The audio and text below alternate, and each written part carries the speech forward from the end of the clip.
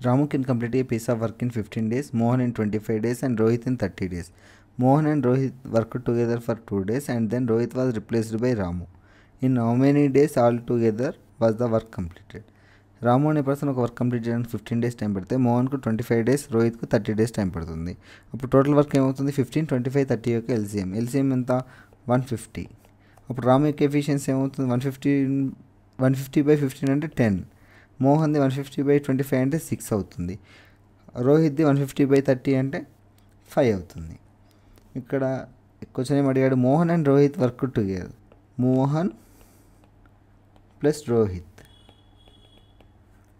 Work together for 2 days. 2 days work చేశారు. అప్పుడు ఎంత వర్క్? Total work 150. మనకు మోహన్ యొక్క ఎఫిషియన్సీ తెలుసు, రోహిత్ యొక్క ఎఫిషియన్సీ తెలుసు. Mohan efficiency 6, Rohit efficiency 5. Total ఎంత? 11. 6 + 5 × 2 days అంటే 11 × 2 అంటే 22. మనకు టోటల్ వర్క్ 150. ఎంత వర్క్ కంప్లీట్ అయింది? 22 యూనిట్స్ వర్క్ కంప్లీట్ అయింది కాబట్టి రిమైనింగ్ ఎంత ఉంటుంది? 150 - 22 = 128. రిమైనింగ్ పార్ట్ 128 ఉంటుంది. ఇక్కడ మనకు వచ్చిన దెన్ రోహిత్ వాజ్ రిప్లేస్డ్ అంటే Rohit was replaced with Mohan అలానే ఉన్నాడు. రోహిత్ అనే పర్సన్ రిప్లేస్ అయ్యాడు. ఎవరితోని? రాము.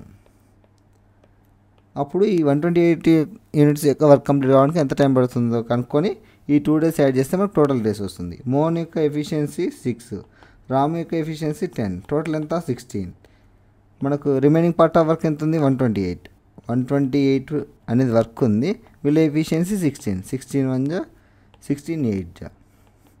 8 days టైం పడుతుంది. ఆల్రెడీ ఇక్కడ 2 days చేశారు కాబట్టి 2 + 8 10 days. టోటల్ 10 days టైం పడుతుంది.